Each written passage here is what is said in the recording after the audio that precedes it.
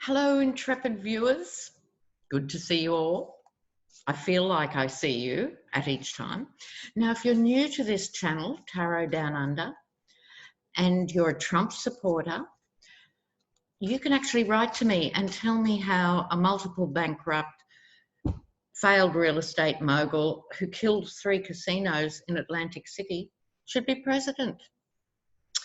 But other than that, please move on. You won't like this channel. Now, intrepid ones. I'm so excited. I realise it's been 6 or 7 years since I've had a holiday of any sort. And how it came about actually was I'd saved and saved this money to have my teeth fixed. And I thought, do I want to give this to a dentist or would I rather go to Greece? And Greece won. So this is my second last video before I go away. Don't forget, I will still be videoing you from the home of democracy. You remember democracy? Yep. So let's have a look at what's going to happen to the Yeti in March. Apologies to all Yeti, goes without saying. Now, I wanted to call this the Ides of March. You remember that old thing maybe from history where Julius Caesar got assassinated by his own henchmen on the Ides of March.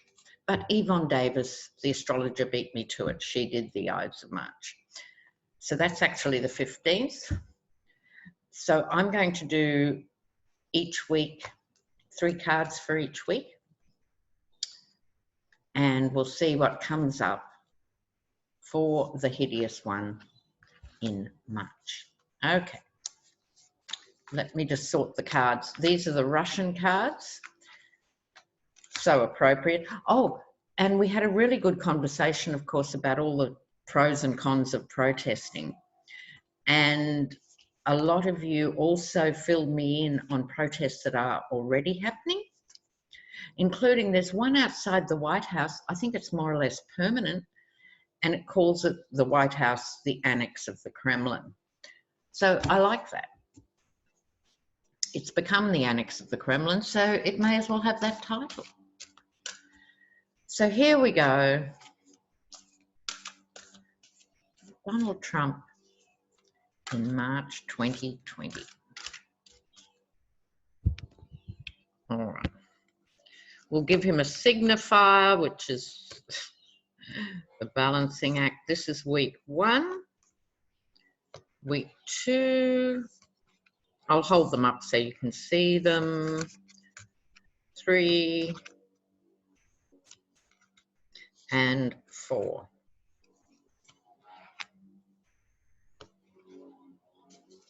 All right. Now, right on top here, the Queen of Wands. It's very unusual compared with the other Russian cards that are literally very dark. This is one of the few cards that has significant colour in more ways than one.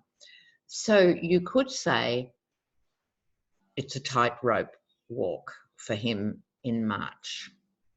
All right. Now, starting with the first week, which is coming up ever so soon, I'm coming to you from the 29th, Saturday, and you could get this before you even get to Saturday. Isn't that weird? Anyway, last day, it is a leap year. Let's leap on. So, the 2 of Swords, but in this case, the key in the lock.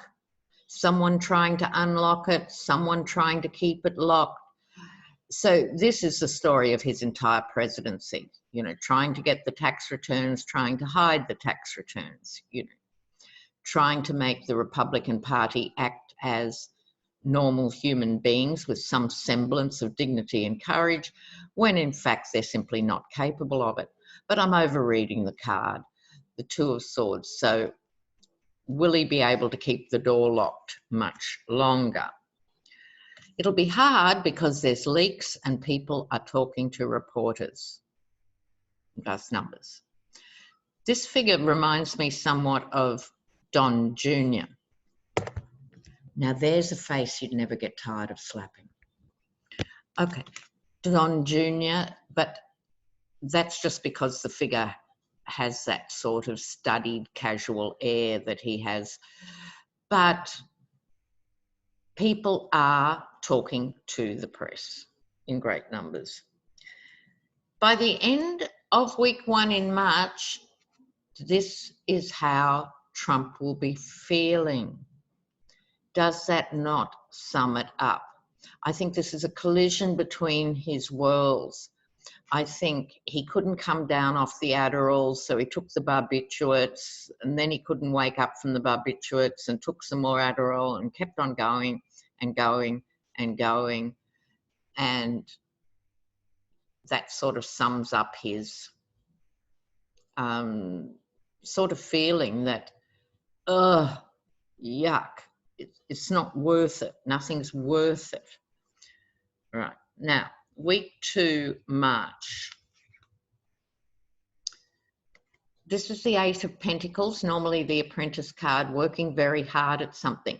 I think this is an investigative journalist or equivalent, someone behind the scenes in government who's desperate to get the news out. They have some really important news to get out.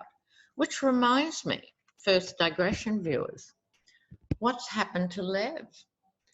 So with Lev, he obviously has infinitely more dirt. That's not the issue.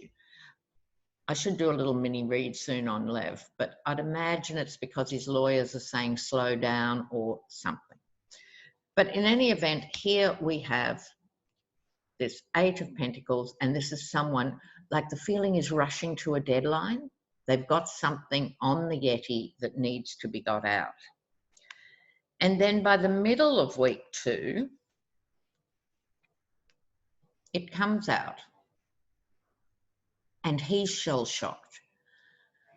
Trump actually isn't broadsided by much because he doesn't think. Look, it's a great asset not to ever think, isn't it, viewers? Look, I almost envy him. Imagine not having to ever think about anything. You just react. I'm hungry. I'm thirsty. I'm tired. Oh, no, I'm not. Whatever. He doesn't think. So because of that, very little actually surprises him. He knows what he's done, so it's not a surprise. This is a surprise to him. A shock, not a good surprise. Middle of week 2. Going to the end of week 2, Judgment. Yet again, how often have we all seen the Judgment cards come up because all of this is being played out? You can't even keep track of the court cases, you know, that are going on around this man and this presidency. And there's more. So this could be working towards the judgment coming out about revealing the dreaded overdue tax returns. Could be that. We're at the end of week 2, which is heading into the Ides of March.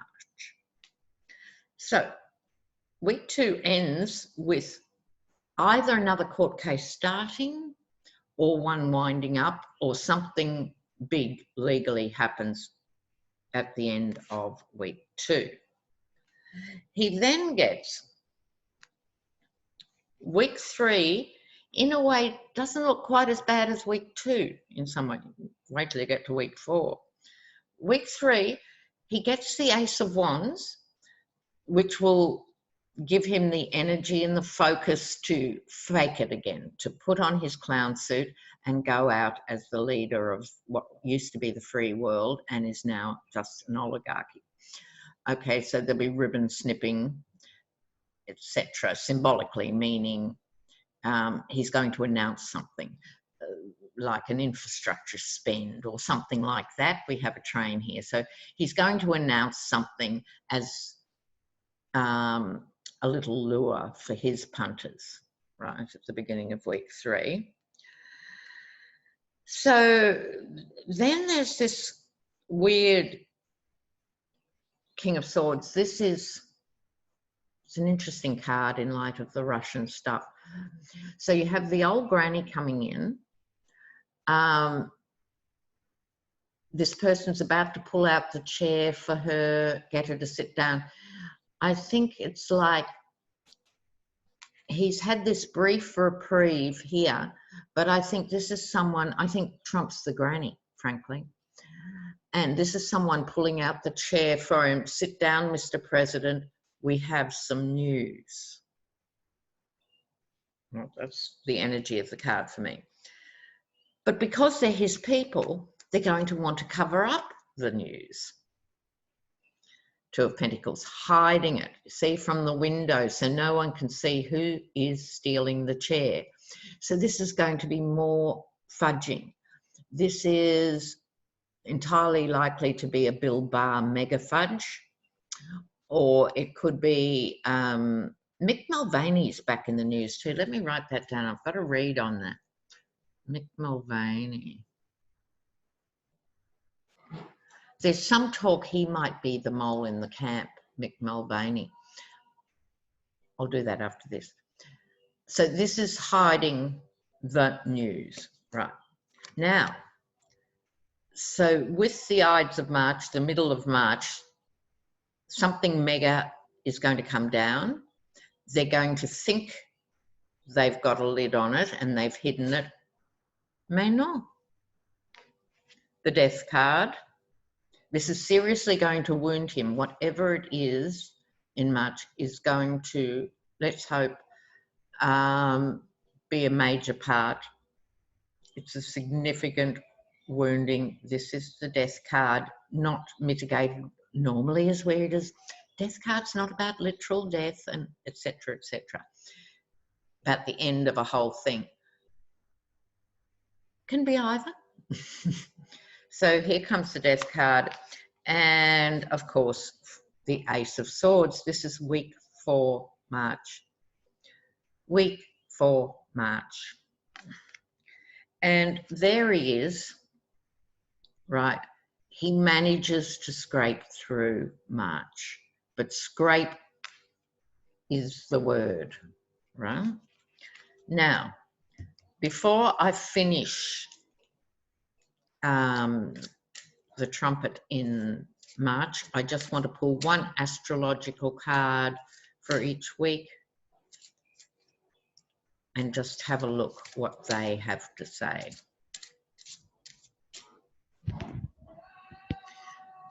Week 1, Aquarius. Week 2, the Sun. Week 3 to 4, I may as well do 4, Sagittarius. And week 4,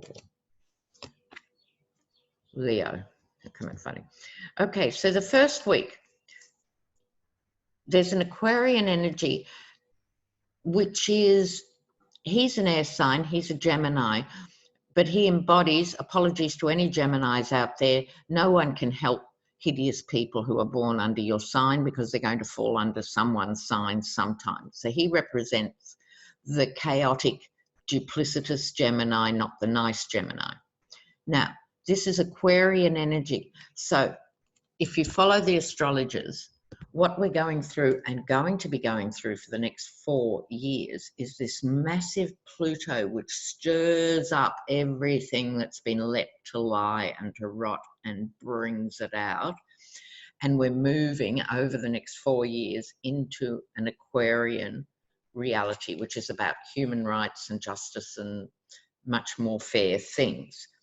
So this is what I think this card is about, exposing the lack of fairness in what's going on politically, not just Trump, but with all the policies that the GOP want to do, the cutting of Medicaid, the cutting of social services, the cutting back of federal health authorities. Good timing, brilliant. And you put a climate denier, like that cardboard cutout Pence, in charge of the coronavirus handling of it. They're unspeakable. Anyway, the Aquarian energy is going to throw all that up in the air again, and there's a how dare you vibe to it. week 2, which is going to be very tight and gnarly and confronting for him, the sun is going to shine and expose a lot that we have not seen yet.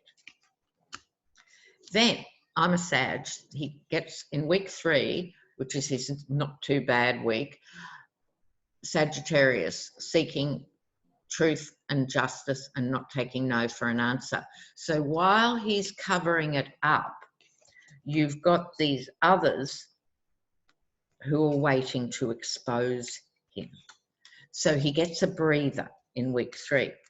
But week 4, expect him to come out fighting again, and there'll be blood on the barroom floor after week 4, symbolically speaking, troops. Because this Leo energy, he's going to come out fighting. But instead, here's what I think, instead of it looking like he's our guy, he's so strong, the Aquarian energy is going to start filtering into people's minds. It's like his base won't be quite as fooled by him as they were.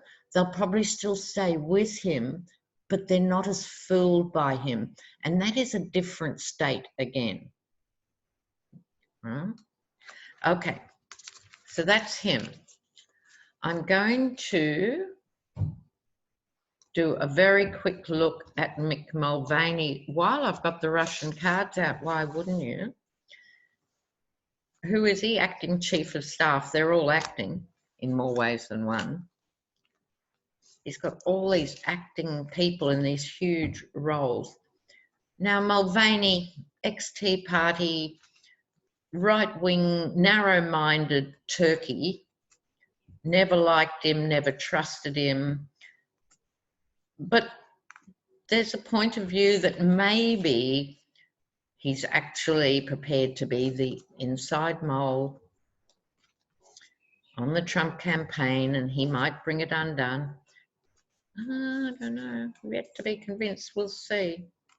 Okay, what's the story with Mulvaney? Mick Mulvaney. Just while I'm shuffling, I came across a shocking stat the other day. The Australian bushfires burnt out an area the size of Texas, New Mexico, and Oklahoma combined. That's a lot of ground, isn't it? It's a lot of ground. Now, the other thing I wanted to draw your attention, in case you need to use it at work or with the family, or if you're still speaking to any Trump people, bless you. 22 independent studies, some left-wing, some right-wing, lots in the middle. 22 independent studies have said Medicare for all, if it was properly introduced, would save up to $480 billion.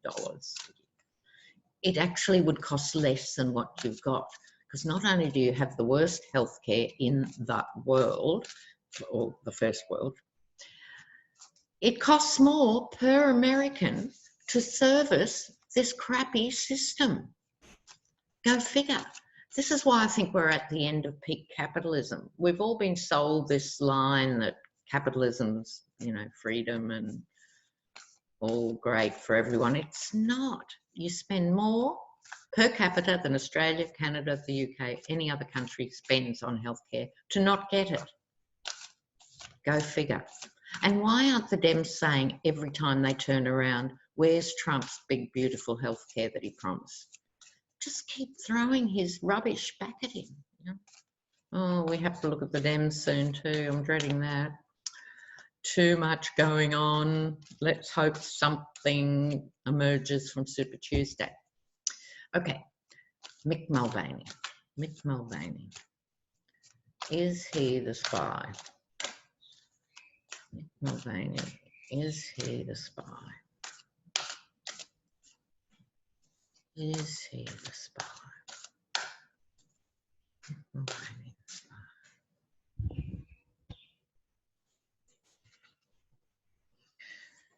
I suppose the Chariot, the Five of Wands, and the High Priestess. Interesting. The pen mightier than the sword could be writing things and moving written documents around. So, possible. The Chariot, things are moving quickly at long last after obstacles. Five of Wands, he's conflicted. He's very conflicted.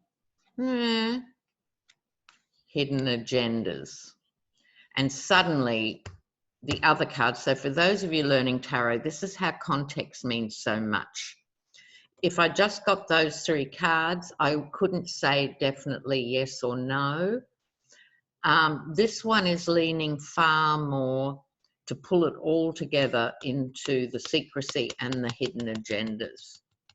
He's conflicted about it because the moment he hands over anything or says anything, he knows his career's over in Trumpland. But this gives me hope that maybe Mick Mulvaney isn't just, you know, a spineless, just sort of dreadful creature. Maybe there's something to him that he could redeem himself. How amazing would that be? Oh. All right then, everyone. Now, the other thing is, because I'm going away, I won't be doing any readings in March, but I'll tell you when I'm back and doing readings again. And I'd love to have you on board because it's such a buzz for me to meet you guys. All right, so you take care and I'll be back before Super Tuesday. All right.